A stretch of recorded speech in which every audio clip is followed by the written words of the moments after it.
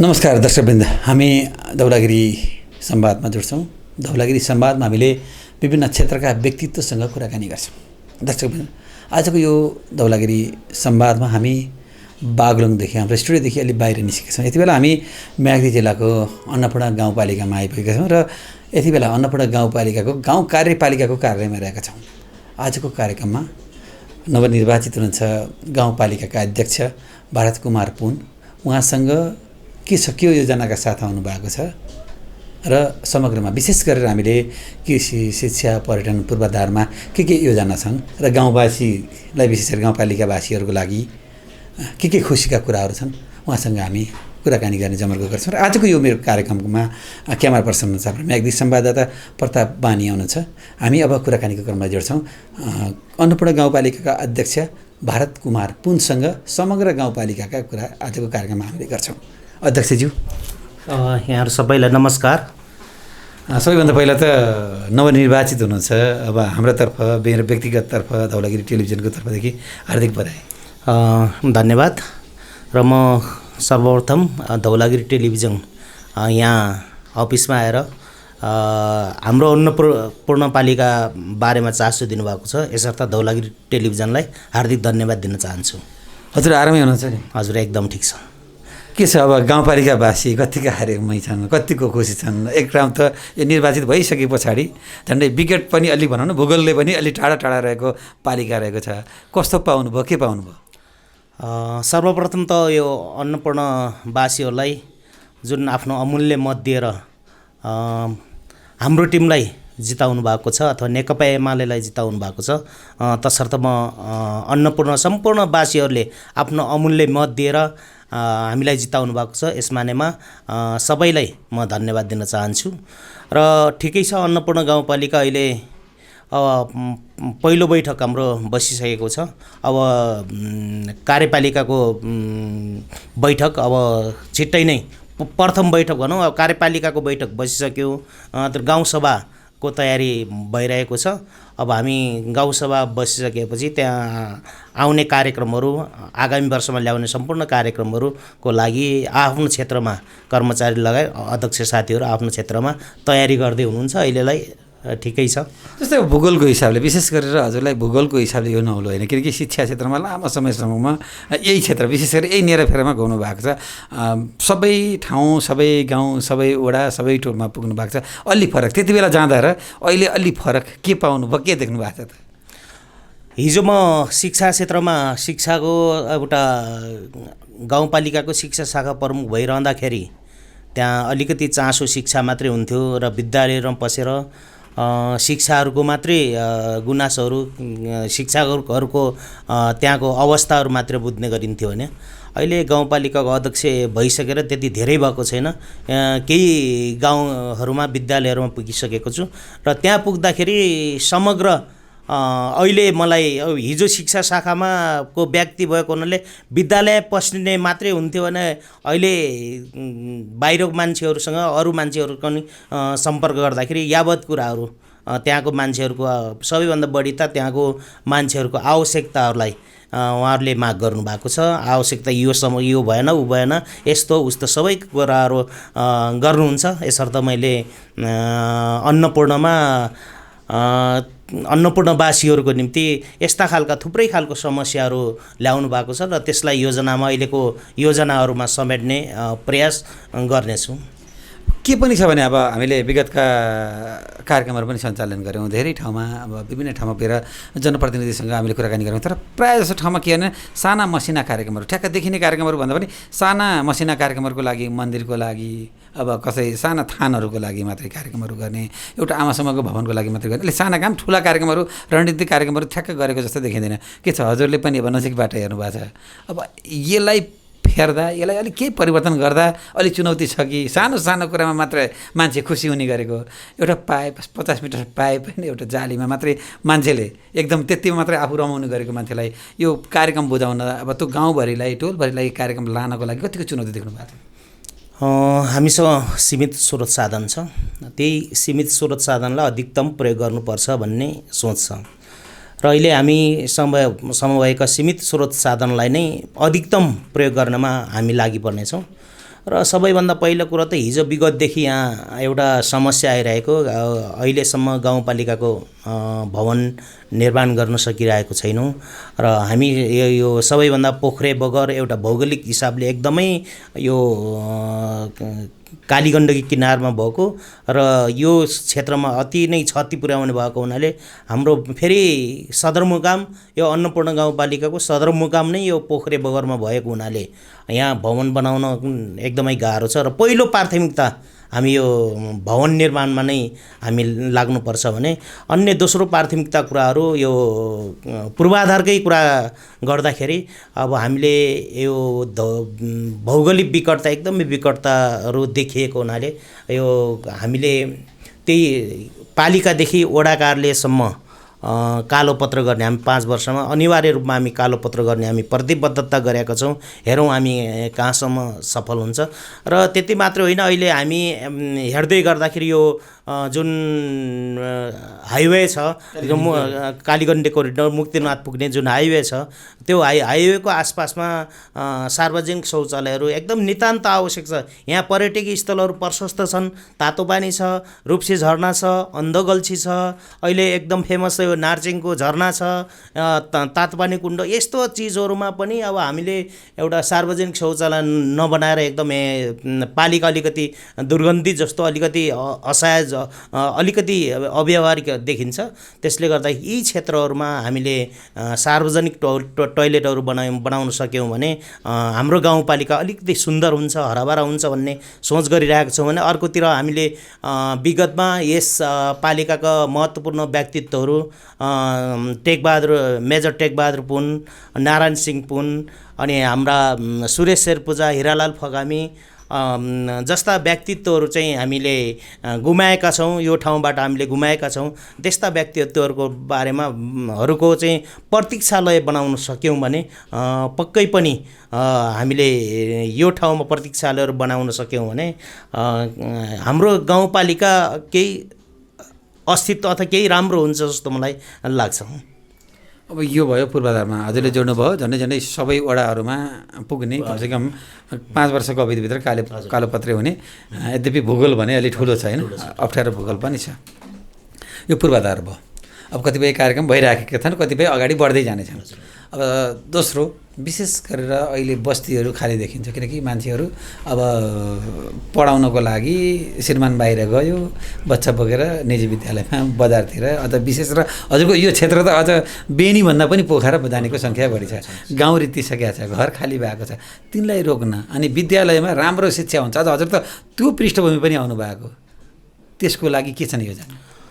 अब सबैभन्दा पहिला यो अन्नपूर्ण गाउँपालिका म्याग्दी जिल्ला अब लाउरेहरूको जिल्ला भन्थे पुराना बुढापाकाहरूले, र म्याग्दी जिल्लामा अझ अन्नपूर्ण गाउँपालिका म्याग्दी जिल्ला लाउरे जिल्ला, अन्नपूर्ण गाउँपालिका लाउरेहरूको पनि लाउरे जिल्ला।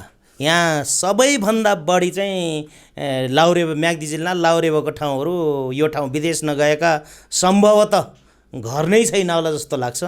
र त्यही कारणले अब सबै लाउरेहरू अब कमाएपछि आफ्नो आय आर्जन गरिसकेपछि बजार जाने प्रवृत्ति एकदम बढिरहेको छ।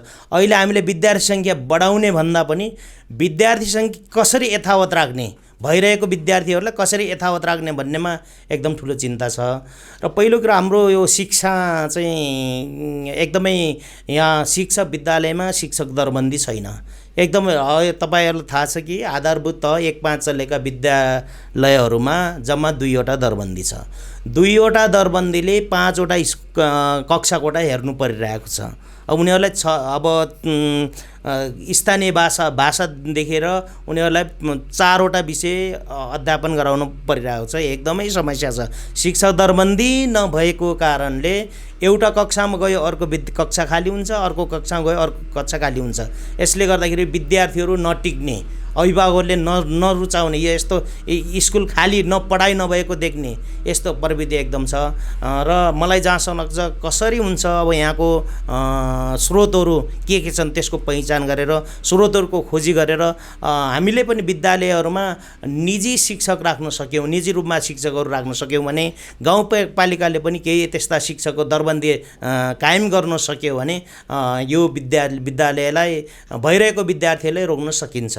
र त्यति मात्र होइन, अहिले हाम्रो यो गाउँपालिकाको शिक्षा क्षेत्रलाई अलिकति अगाडि लैजानको लागि अहिले हाम्रो सोच के छ त भन्दाखेरि अहिले माध्यमिक विद्यालयहरू जुन जहाँ चलिरहेको छ त्यो माध्यमिक विद्यालयमा तत्कालै टेलिटिचिङको माध्यमबाट शिक्षण गर्ने, किनभने जहाँ शिक्षक छैन एउटा शिक्षक नभएको अवस्थामा अर्को विद्यालयले पनि शिक्षण गरेर समस्या समाधान गर्ने। जस्तो तपाईँको नाइको शिक्षक सरले पढाउनु भयो भने अन्नपूर्ण गाउँपालिकाका 10वटै विद्यालयमा त्यो सब्जेक्ट पढाइयोस् र यसर्थ हामीले पहिलो प्राथमिकता यो टेलिटिचिङलाई दिने चाहिँ एउटा सोच छ। आगामी वर्षको बजेटमा हामीले पहिलो प्राथमिकता यो टेलिटिचिङको माध्यमबाट शिक्षण सिकाइ गर्ने सोच बनाएको छौँ भने अर्कोतर्फ यो बाल विकासमा हरेक बाल विकास तपाईँको नेपाल सरकारले 3 वर्षदेखि 5 वर्षको बच्चाहरू 2 वर्ष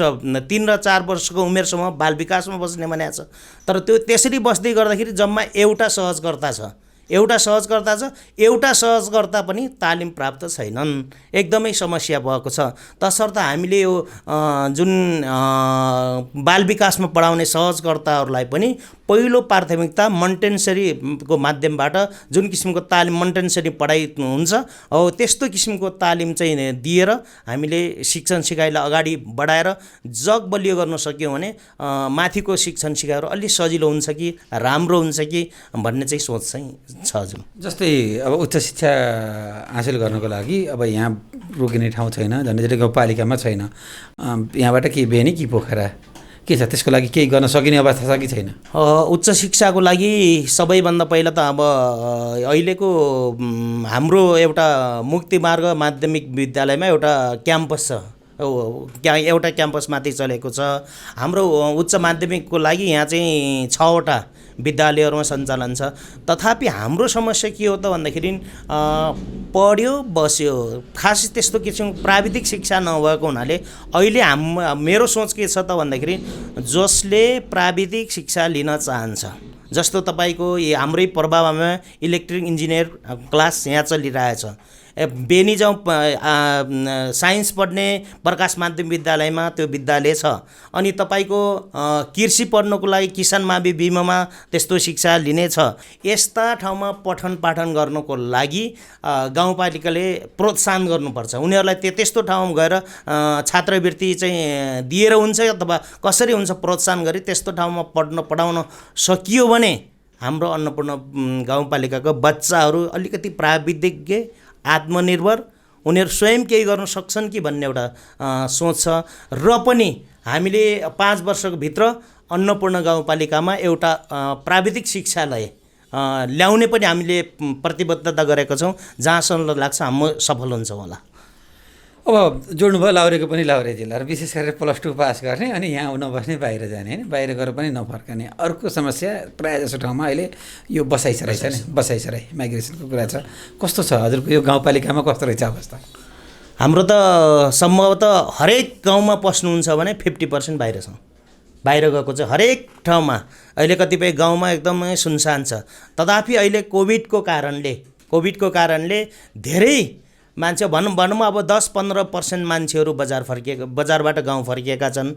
सम्भवतः अब पालिका अलिकति यहाँको हामीले शिक्षालाई, यहाँको पर्यटनलाई अथवा यहाँको रोजगारलाई, यहाँको कृषिलाई अलिकति हामीले केही गर्न सकियो भने, यिनीहरूलाई केही स्तर उन्नति गर्न सक्यो भने मलाई लाग्छ अब बाहिर गएको मान्छेहरू पनि धेरै जसो फिर्ता हुन्छ होला जस्तो लाग्छ।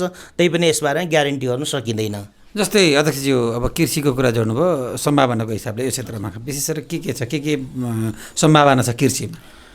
सम्भावना कृषिमा त सबैभन्दा पहिलो कुरो हाम्रो एकदम अव्यावहारिक किसिमको परम्परागत खालको कृषि प्रणाली छ। बाबुबाजेले जे गरे त्यही कुरालाई प्राथमिकता दिने, त्यस्तै किसिमको बाली लगाउने, बाली भित्राउने त्यो परम्परा चलिरहेको छ।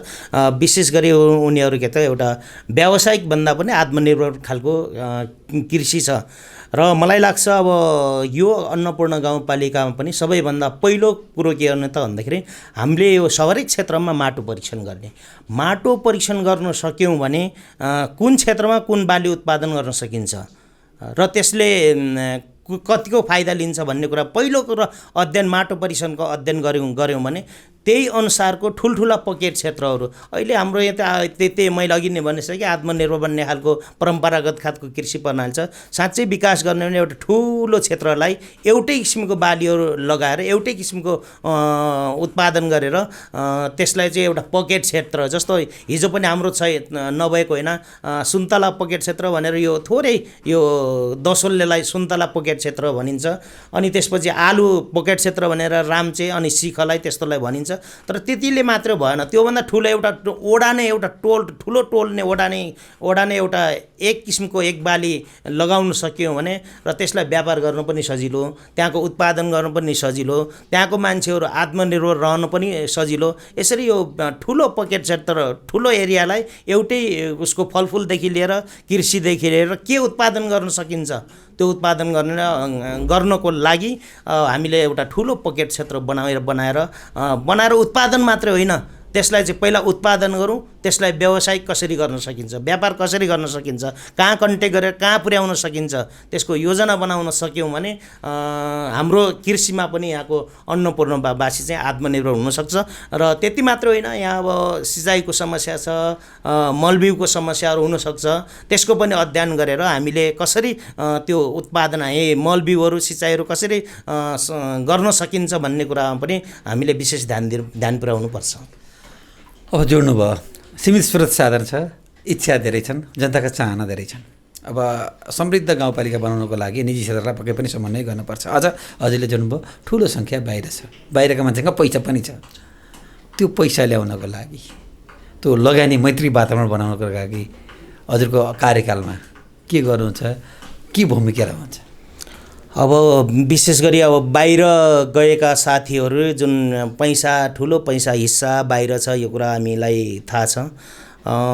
अब हामीले जस्तो अब विदेशमा भएका साथीहरूलाई अथवा उहाँहरूको ती साथीहरूसँग जो बाहिर पालिकाभन्दा बाहिर पोखरा काठमाडौँ पनि हुनुहुन्छ, कोही विदेशमा हुनुहुन्छ, त्यही साथीहरूलाई समन्वय गरेर हामीहरूले यो क्षेत्र यसरी उत्पादन गर्न सकिन्छ भन्ने उहाँहरूलाई जानकारी गराउन सक्यौँ भने र तपाईँहरूको पनि योगदान दिन सक्नुहुन्छ। जस्तो अहिले तपाईँको हाम्रो अन्नपूर्ण गाउँपालिकामा विद्यालयहरूलाई सहयोग एकदमै दिइराख्नु भएको छ। उहाँहरूले अक्षय कोष खडा गरेर भए पनि अथवा उहाँहरूले आर्थिक सहयोग गरेर पनि ठुलो अहिले हाम्रो अन्नपूर्णका विद्यालय चलेको भनेको विदेशी साथीहरूले नै गर्दा यो विद्यालय चलिरहेको छ। हो त्यस्तै गरी हामीले जुन कृषिमा लगानी गर्न लगायौँ भने हामीले एउटा कृषिलाई चाहिँ एउटा व्यावसायिक बनाउन सक्यौँ भने लगानी गर्न साथीहरूलाई यसमा सहयोग गर्नुहोस् भन्ने हो भने अथवा ठुलो एउटा पकेट क्षेत्रहरू हामी छुट्याउन सक्यौँ भने मलाई जहाँसम्म लाग्छ विदेशका साथीहरूले पनि एकदमै धेरै साथीहरूले हामीले के गर्नुपर्छ भनेर बोलिरहनु भएको छ। र मलाई जहाँसम्म लाग्छ हामीले उहाँ साथीहरूको एउटा सल्लाह सुझाव लियौँ भने अब जहाँसम्म लाग्छ उहाँहरूले सहयोग नगर्लान् भनेर मैले भन्न सक्दिनँ। उहाँहरूको ठुलो सहयोग हुनेछ। उहाँहरूले काम गर्ने वातावरण बनाउनुहुन्छ, लगानी मैत्री वातावरण बनाउनुहुन्छ, एकदम कसले कहाँ के चाहन्छ एकदम खुलेर छलफल गर्नुहुन्छ। र अर्को कुरा पर्यटन, विशेष गरेर हजुरको यो क्षेत्र पर्यटनको हिसाबले पनि म्याग्दी जिल्लालाई चिनाउने क्षेत्रहरू जस्तै गोरेपानी भनौँ या मौरे डाँडा भनौँ या नागी भनौँ, विभिन्न ठाउँहरू, अब तातो पानी भनौँ, अब यस्तो क्षेत्र छ। अब यसलाई व्यवस्थित गर्नुपर्ने, यसमा गर्नुपर्ने के छ? पर्यटनको त अब मैले सबैभन्दा पहिलो कुरो अब हामी स्वयं आत्मनिर्भर, हामी स्वयं एउटा हेर्न लायक ठाउँ बनाउनुपर्छ। अघि नै मैले भनिसकेँ जस्तो अब शौचालयका कुराहरू अनि प्रतीक्षालयका कुराहरू मैले भने हो। त्यसमा हामीले पर्यटन एकदम अन्नपूर्ण गाउँपालिका एकदम सम्भाव्य बोकेको ठाउँ हो। पर्यटनको हिसाबले एकदमै सम्भव्य बगेको ठाउँ हो र यो ठाउँलाई अब हामीले पर्यटन विकास गर्नको निम्ति सबैभन्दा पहिला ठुलो कुरा हामीले अन्नपूर्ण आफ्नै गाउँ आफ्नो खुट्टामा उभिन सक्ने निर्भर हुने किसिमको कार्यक्रम ल्याउनुपर्छ। जस्तै अब यहाँ पर्यटनहरू पहिलो कुरा पर्यटन क्षेत्रहरू कहाँ कहाँ छन् त्यसलाई चाहिँ हामीले पहिचान गराउनुपर्छ। बुकलेट बनाएर हुन्छ कि प्रचार प्रसार गरेर हुन्छ। जस्तो अहिले त मान्छेले घोरेपानी अब महरे डाँडा पुन हिल अब रूपसेसा र यति मात्रै गर्छन् नि। यहाँ हेर्ने भने तपाईँको त्योभन्दा राम्रो अन्नपूर्ण बेस क्याम्पहरू छन्, त्यहाँको खोप्रा लेकहरू छन्, हेर्नुहोस् यति राम्रो ठाउँहरू छन्। अनि त्यसपछि ठुलाहरकहरू छन्, फुलबारीहरू छन्। यहाँको त त्यस्तो चिजहरूको पहिचानै मुन्द्रा चढाउने डाँडाहरू छन्, 108 धारा त्यस्तो ठाउँहरू एकदम प्रशस्त छन्, तर तिनीहरूको पहिचान गराउन सकिएको छैन। अब तिनीहरूलाई पहिचान गराउने त्यसको साथसाथमा अब हाम्रो पर्यटनको लागि ठाउँ ठाउँमा सामुदायिक होटेल हुन्छ कि सामुदायिक लज हुन्छ कि अथवा होमस्टे बनाएर पनि हामीले चाहिँ केही गर्न सक्छौँ। त्यति मात्र होइन, ठाउँ ठाउँमा हामीले पाटी पौवाहरू, चौतारीहरू, फुलबारीहरू, बगैँचाहरू यसरी ठाउँ ठाउँमा यो निर्माण गर्न सक्यौँ भने पर्यटन व्यवसाय पनि एकदम फस्टाउने एउटा आधार छ। त्यति मात्र होइन, हामीले यहाँ चाहिँ सुरक्षाको ग्यारेन्टी पर्यटकहरूलाई सुरक्षाको ग्यारेन्टी गर्नको निम्ति अब हामीले कहाँ पहल गर्नुपर्ने त्यो कुरा पनि हेर्छौँ भने अहिले त अन्नपूर्ण गाउँपालिकामा साँच्चै भन्ने हो भने अब कति पर्यटक आउँछ, कति पर्यटक जान्छ, कति फाइदा भयो, कति भने के त्यस्तो उनी रेकर्डै छैन। अन्नपूर्ण गाउँपालिकामा कति व्यक्ति, कति पर्यटक आउँछ, कति बाह्य पर्यटक हो, कति आन्तरिक पर्यटक हो, यो कुराहरू कुनै त्यस्तो किसिमको रेकर्ड छैन, तथ्याङ्क छैन।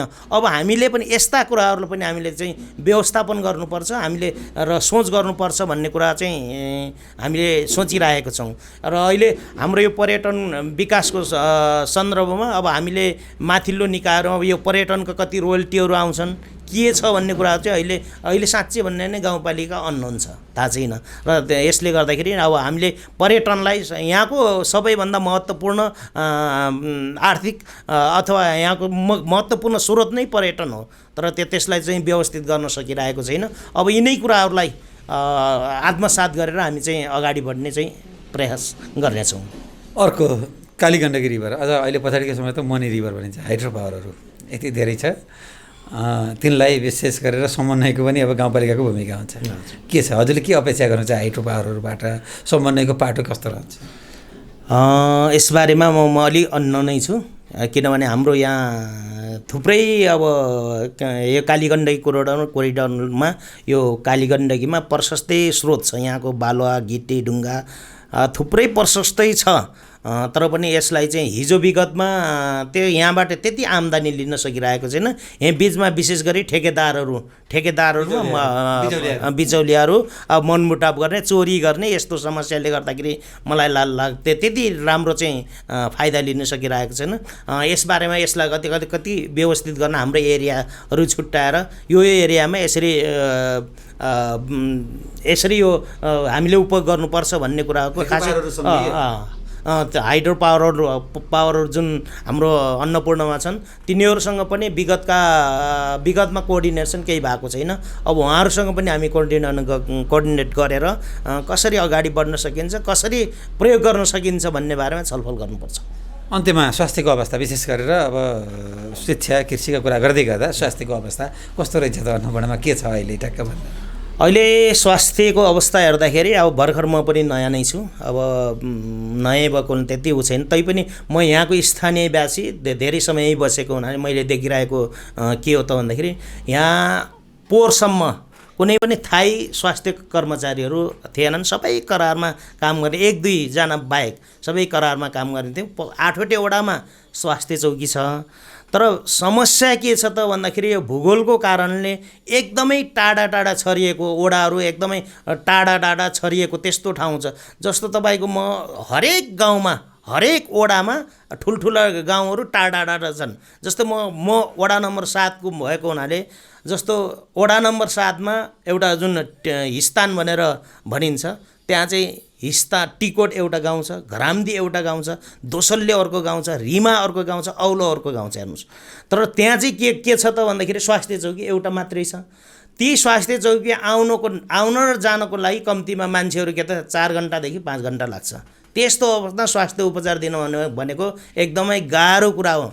त्यसले गर्दाखेरि अहिले हामीले के छ त भन्दाखेरि पाएक पर्ने ठाउँमा सामुदायिक स्वास्थ्य इकाइ खोलिदिने, त्यस्तो व्यवस्थापन गर्ने र त्यहाँ भएको ओडामा भएको त्यो कानुनले दिन्छ दिँदैन त्यो आफ्नो ठाउँमा छ। तर मेरो सोच के हो त भन्दाखेरि त्यस्ता ठाउँहरूमा पाएक पर्ने ठाउँमा सामुदायिक स्वास्थ्य इकाइ खोलिदिने, अनि त्यसपछि जहाँ मुख्य स्वास्थ्य चौकी छ त्यो स्वास्थ्य चौकीका केही कर्मचारीलाई त्यही व्यवस्थापन गरेर एउटा पाइने औषधिमूलकहरू चाहिँ त्यहाँ अथवा त्यहाँ उपचारहरू त्यहाँबाट पनि सेवाहरू स्वास्थ्य सेवाहरू त्यहाँबाट पनि दिन सकियो भने जहाँसम्म लाग्छ अन्नपूर्णमा स्वास्थ्यको क्षेत्रमा निकै राम्रो उपलब्धि हुन्छ होला जस्तो मलाई लाग्छ।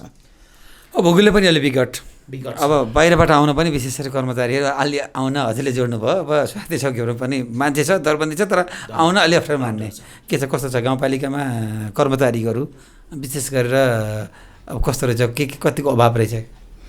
अब कर्मचारी त अब त्यस्तो भने जस्तो अब सबै खालको कर्मचारीहरू यहाँबाट सरुवा भइसकेपछि आउन चाहिँ एकदम गाह्रो पाइँदो रहेछ। अहिले जस्तो अब मेरै अफिसमा अहिले लेखा अधिकृत हुनुहुन्न, झन्डै उहाँ चाहिँ 6 महिना भइसक्यो अब यहाँ आउनु भएको छैन। अनि अरू लगायत अरू 2-3 जना कर्मचारीहरू गइसक्नु भएको छ। अब पदपूर्ति हुन सकिरहेको छैन। किन यो कर्मचारी साथीहरू आउन नखोजेको हुन् कि आउन नचाहेको कि यहाँको भूगोल देखेर हो कि यहाँको जनप्रतिनिधि देखेर हो कि त्यसबारेमा म पनि अब अननोन छु, त्यो थाहा छैन। तर पनि यहाँ चाहिँ हरेक कर्मचारीहरू गइसकेपछि पदपूर्ति गर्नको लागि 5-6 महिना लागेको अवस्था चाहिँ देखिरहेको छ। एउटा यो पनि चुनौती जस्तो देखियो होइन, यसलाई पनि व्यवस्थित गर्न गर्ने देखियो। अन्त्यमा अध्यक्षज्यू, अन्त्यमा हामीलाई हेरेर बस्ने सम्पूर्ण टेलिभिजन हेरेर बस्ने दर्शक र विशेष गरेर अन्नपूर्ण गाउँपालिकावासीहरूलाई के भन्नुहुन्छ? अब मैले अघि नै भनिसकेँ, अब निर्वाचित गराउनु भएको छ। अब जहाँसम्म लाग्छ हजुरहरूको अमूल्य मत, उहाँहरूले दिएको एउटा ऋणी मत भनेको एउटा ऋण लगाउनु भएको छ। मलाई लाग्छ 5 वर्षमा मलाई धेरैजसो कामहरू हामी प्रतिबद्धता गरिसकेका छौँ। धेरैजसो कामहरू यहाँहरूको सबै मित्रहरूको एउटा समन्वयमा सरसल्लाहमा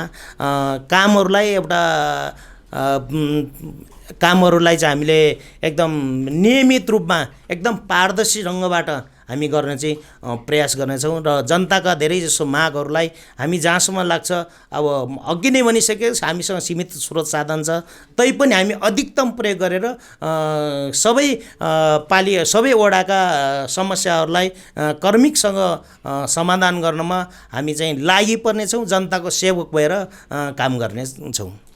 धन्यवाद समय र समाजलाई। हस्, धन्यवाद यहाँहरूलाई पनि जुन हाम्रो लामो समयको लागि हाम्रो लागि एउटा समय दिनुभएको छ। यसमा धौलागिरी टेलिभिजनलाई हार्दिक धन्यवाद दिन चाहन्छु। नमस्ते। धन्यवाद।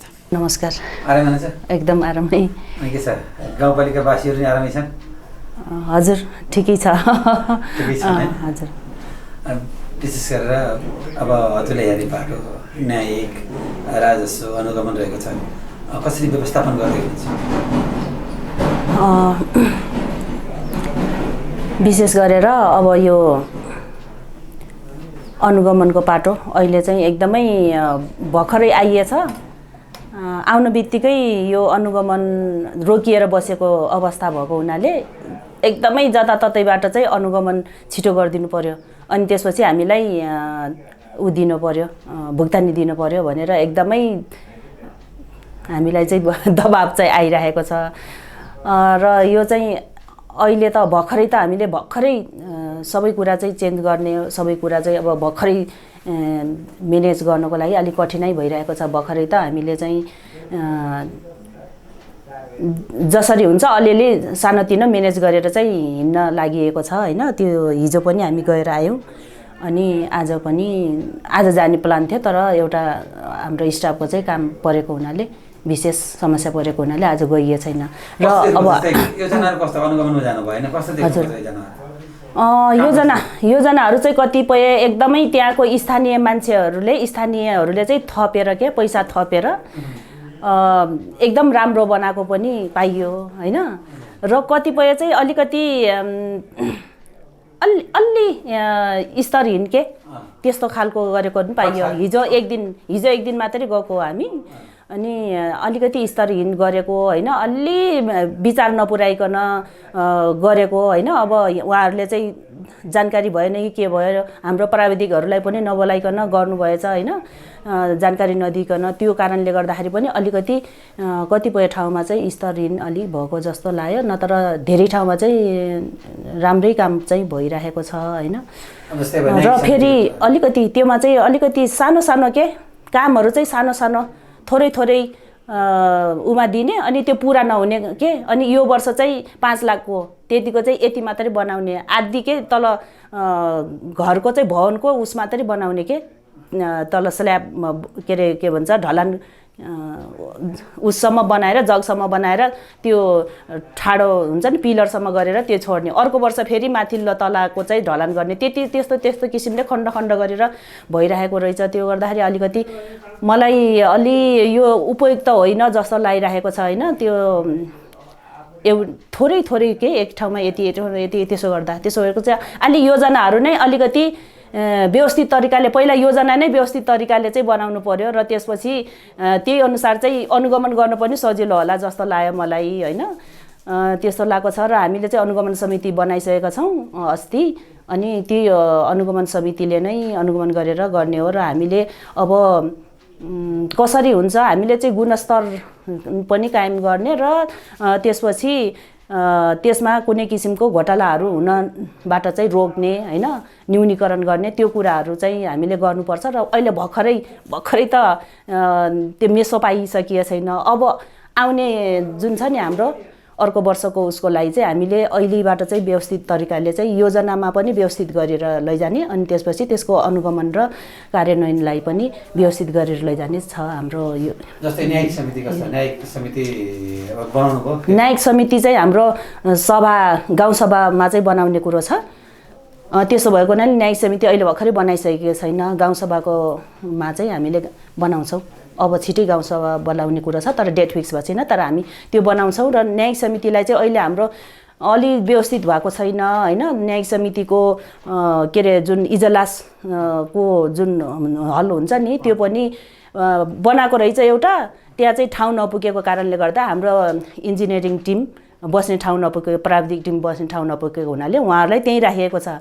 अनि त्यसपछि इजलास बस्नु पर्यो भनेदेखि उहाँहरूलाई एकछिन चाहिँ बाहिर पठाएर त्यहाँ चाहिँ इजलास बस्ने त्यस्तो गरिएको छ, एकदम टेम्पोररी त्यस्तो तरिकाको छ। त्यसो भएको हुनाले त्योको पनि व्यवस्था गर्नुपर्ने छ। इजलासको कोही व्यवस्थित नभएको हुनाले त्यसको व्यवस्था गर्नुपर्ने छ। र त्यस्तै गरेर हाम्रो अब यो न्यायिक उसलाई चाहिँ सकेसम्म हाम्रो चाहिँ त्यस्तो किसिमको उहरू सकेसम्म समाजमा चाहिँ सबै शान्ति कायम होस्, अपराधिक कार्यहरू चाहिँ नहोस् भन्नको लागि होइन, र त्यस्तो किसिमको झैझगडाहरू नहोस् होइन, मेलमिलापमा चाहिँ बसोस् भन्नको लागि सकेसम्म चाहिँ हामीले अलिकति कानुनी साक्षरताहरू, अलिकति त्यस्तो किसिमको शिक्षाहरू पनि हामीले प्रदान गर्नुपर्छ भन्ने लागेको छ। त्यसो भएको हुनाले त्यो हाम्रो योजनामा त्यो कुराहरू पनि राख्नु पर्ला भनेको छौँ होइन।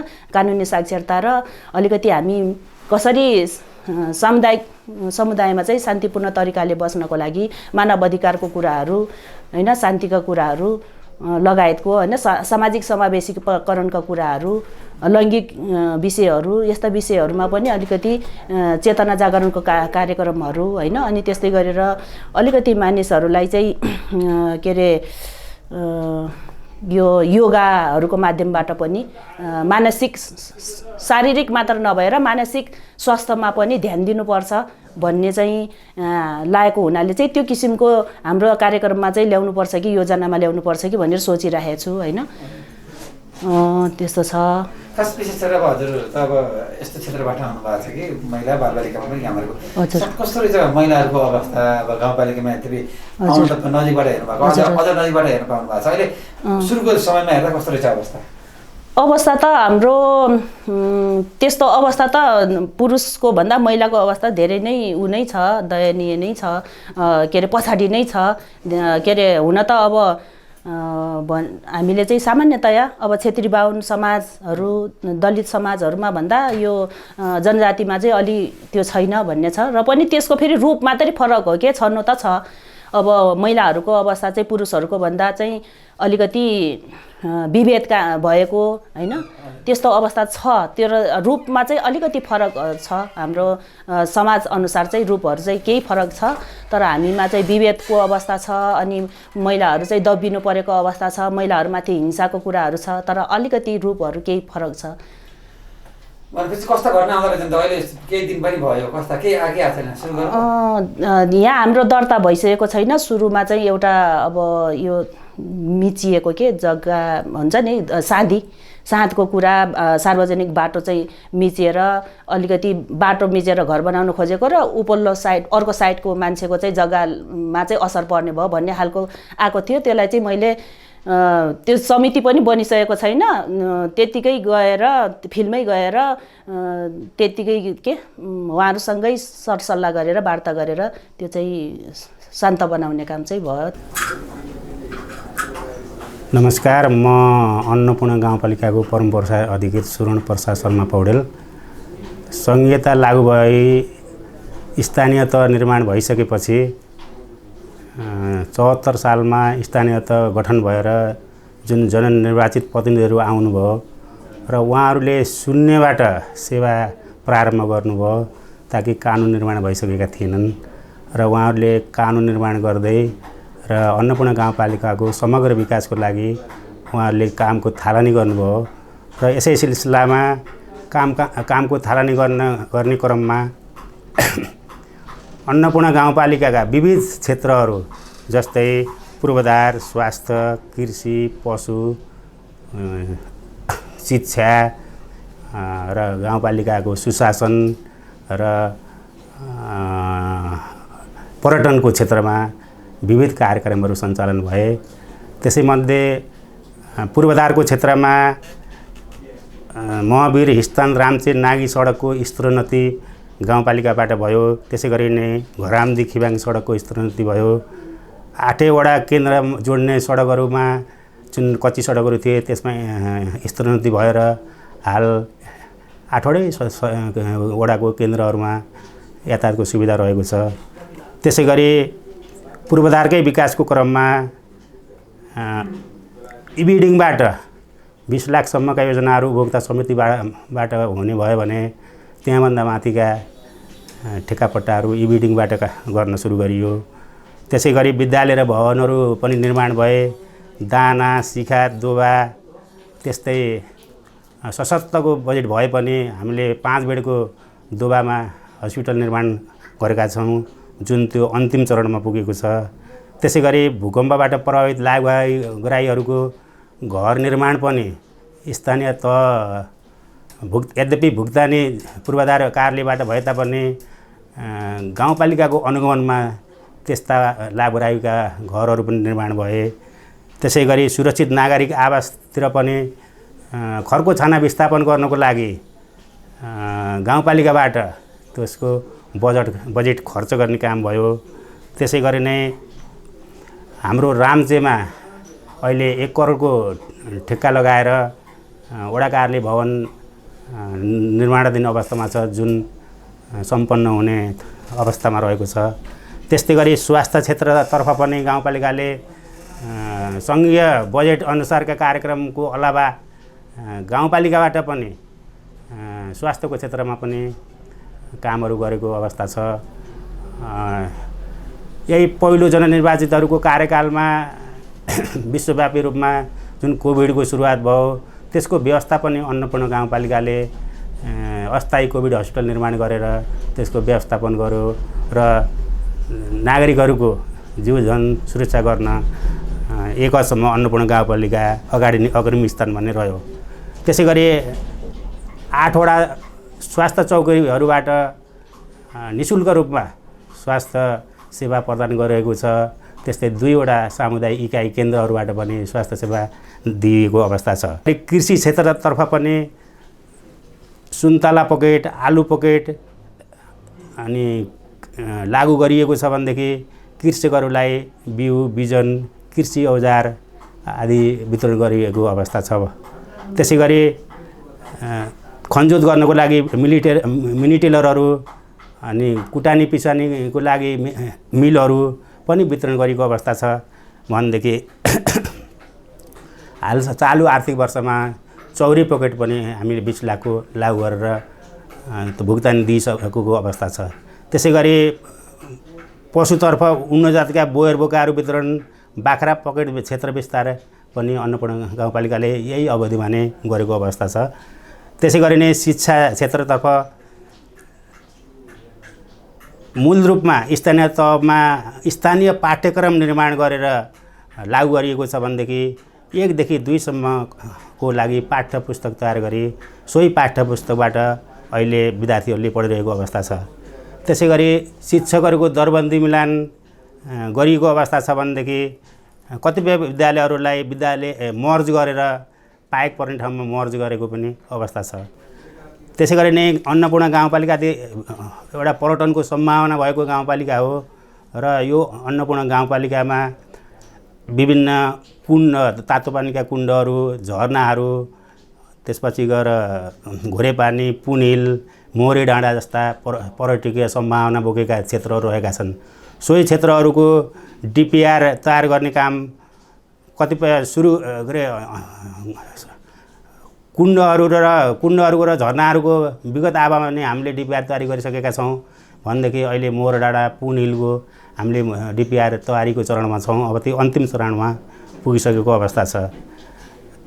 त्यसै गरी हामीले पदमार्गको पनि विस्तार गरेका छौँ। पदमार्ग विस्तारमा घार, खिमाङ, घोरेपानी पदमार्ग विस्तार भएको छ भने पाउँदर खोप्रा, त्यस्तै स्वात खोप्रा, त्यस्तै पर्यटन विस्तारकै लागि दानाको मतिचौरमा 108 धारा पनि निर्माण भएको अवस्था छ। अब रह्यो अन्नपूर्ण गाउँपालिकामा सञ्चारको क्षेत्रमा प्रविधि मैत्री सूचना प्रणाली लागू गरिएको छ भने 8वटै वडामा ब्याकअप सहितको इन्टरनेट सुविधा पनि रहेको छ। त्यसै गरी प्रायःसो विद्यालयमा इन्टरनेट विस्तार पनि भएको छ भने अन्नपूर्ण गाउँपालिकामा सामाजिक सुरक्षा भत्ता बैंकिङ प्रणालीबाट हामीले वितरण गरेको अवस्था रहेको छ। त्यस्तै अब यी सम्पूर्ण कार्यहरू गर्नको लागि सुशासनको जरुरत पर्छ र सुशासनको क्षेत्रमा पनि अन्नपूर्ण गाउँपालिकाले गाउँपालिकाभित्र हाम्रो खर्च प्रणालीलाई व्यवस्थित गर्न सूत्र प्रणाली लागू गरेका छौँ। त्यसै गरी नै स्वास्थ्य, शिक्षा र योजनामा हामीले सफ्टवेयरबाट काम गरिरहेका छौँ र हामीले यी सम्पूर्ण आर्थिक विकास, भौतिक विकास, सबै विकासका गतिविधिलाई अगाडि बढाउनको लागि स्थानीय कानुनको पनि आवश्यकता पर्ने भएको हुनाले हामीले यो 5 वर्षको अवधिमा 50वटा ऐन, नियमावली, निर्देशिका, कार्यविधि, मापदण्ड समेत गरी 50वटा हामीले कानुन निर्माण गरेका छौँ। त्यसै गरी सुरुका वर्षहरूमा हामीले सार्वजनिक सुनवाई पनि गऱ्यौँ भनेदेखि कोभिडको कारणले गर्दाखेरिमा विगत 2 वर्ष र अहिले निर्वाचनको कारणले गर्दा यो वर्ष पनि हामीले सार्वजनिक सुनवाई गर्न असमर्थ भएका छौँ। त्यसै गरी हामीले अन्नपूर्ण गाउँपालिकाभित्र रहेका योजनाहरूलाई अनुगमन गरेर र सुशासन कायम गर्न हामीले अनुगमन गरेर अनुगमन पश्चात मात्रै हामीले भुक्तानी दिने व्यवस्था गरेका छौँ। अब रह्यो अन्नपूर्ण गाउँपालिकालाई राजस्व बाँडफाँड र समपूरक अनुदान सङ्घ र प्रदेशबाट प्राप्त त हुन्छ नै, सोको अलावा अन्नपूर्ण गाउँपालिकाको विकासको लागि आन्तरिक स्रोतको पनि आवश्यकता पर्छ र आन्तरिक आय जुटाउने क्रममा हामीले सुरुका वर्षहरूमा स्थानीय तह स्थापना भएपछिका सुरुका वर्षहरूमा हामीले लक्षित राजस्व उठाउन सक्यौँ भनेदेखि त्यसपछि कोभिडको कारणले त्यसपछिका वर्षहरूमा हामीले आन्तरिक आय जुटाउन सकेनौँ र अहिले त झन् फेरि यो कालेगण्डकी नदीमा ढुङ्गाकेटी बालुकाको ठेक्का लगाउन नपाउने भन्ने सर्वोच्चको आदेश अनुसार अहिले हामीले राजस्व उठाउन सकेका छैनौँ र तुलनात्मक रूपमा हाम्रो चालु आवमा राजस्व कमी नै उठेको अवस्था छ र समग्रमा अन्नपूर्ण गाउँपालिकाको विकासको लागि अन्नपूर्ण गाउँपालिकाले प्राथमिकता निर्धारण गरी पर्यटन, शिक्षा, स्वास्थ्य, महिला विकास र उद्योग यसको क्षेत्रमा हामीले काम गरिरहेका छौँ। कृष्ण सर, समग्रमा यो अन्नपूर्ण गाउँपालिकाको योजनाहरूको अवस्था कस्तो छ? हामीले यो चालु आर्थिक वर्षको लागि असारमा जुन किसिमले सभा मार्फत स्वीकृत गऱ्यौँ ती योजनाहरूको राम्रोसँग कार्यान्वयनको लागि उपभोक्ता समिति गठनदेखि लिएर कार्यान्वयन प्रक्रियामा जाने क्रममा केही ढिला भयो। हामीले यसपटकको कोभिड-19को कारणले गर्दा उपभोक्ताहरूलाई ओरिएन्टेसन गर्न सकेनौँ। त्यसले गर्दा पनि उपभोक्ताहरूमा केही असमञ्जसता सिर्जना भएकै हो। त्यसले गर्दाखेरि पनि अलिकति कति बेला आउने कसरी जाने भन्ने कुरा समस्या भयो। अनि अर्को कुरो योजनाहरू सधैँ अन्तिम अवस्थामा जान पाए हुँदो भन्ने उपभोक्ताहरूको पनि पहिलेदेखिको त्यो ट्रेन्ड छँदैछ। त्यसले पनि हामीलाई असर पार्यो भने अर्को कुरा हामीले केही योजनाहरू 3 लाखभन्दा तलका योजनाहरू वडाबाट नै सम्झौता गर्ने गरी निर्णय गरेका छौँ। 3 लाखभन्दा तलका योजनाहरू वडा कार्यालयले नै सम्झौता गर्छ र त्योभन्दा माथिका मात्र कार्यालयले सम्झौता गरेर कार्यान्वयन जान्छ। जस्तै कस्तो छ समग्रमा अहिलेसम्म सम्झौताको हिसाबले कस्तो छ योजनाहरू कतिको सम्झौता भएको छ? यसलाई हामीले फागुनसम्ममा करिब केही योजना धेरै योजनाहरू हामीले सम्झौता गरिसकेका थियौँ भने केही योजनाहरू वडाबाट सम्पन्न हुने योजना अथवा कार्यान्वयन गर्ने योजनाहरू सम्झौता गरेर जानेको योजनाहरू केही थिए हामीले रेकर्ड आइसकेका थिएन भने फागुनमा हुने सभाले फेरि केही थपेको हुनाले अहिलेको बजेटबाट केही थपेको हुनाले योजना सङ्ख्या बढ्यो। त्यसको सम्झौता गर्ने र कार्यान्वयन गर्ने क्रममा त्यसले गर्दा अलि ढिला भयो। जे होस् अहिले करिब हामी कहाँ 80% जति योजनाहरू सम्झौता भइसकेका छन् र भएका योजनाहरू कार्यान्वयन भएर अनुमान मार्फत भुक्तानीको लागि एकदम पाइपलाइनमा छन्। झन्डै अहिले हामीसँग कुराकानी गर्दा झन्डै आजको मितिमा 80% जति योजनाहरू सम्झौता भइसकेका छन्। हजुर दर्शकवृन्द, आजको यो धौलागिरी संवाद हामी बागलुङदेखि बाहिर अन्नपूर्ण गाउँपालिकामा आएर हामीले अन्नपूर्ण गाउँपालिकाका अध्यक्ष, उपाध्यक्ष, प्रमुख प्रशासकीय अधिकृत र अन्य व्यक्तित्वहरूसँग कुराकानी गरेका थियौँ। आजको कार्यक्रमबाट भने अब बिदा माग्नुपर्ने बेला भएको छ। आजको कार्यक्रममा मलाई क्यामेरामा साथ दिने मित्र प्रताप बानिया र दिलीपलाई धन्यवाद दिँदै म कार्यक्रम प्रस्तुता प्रकाश पौडेल पनि बिदा माग्छु। अवस्था नमस्कार।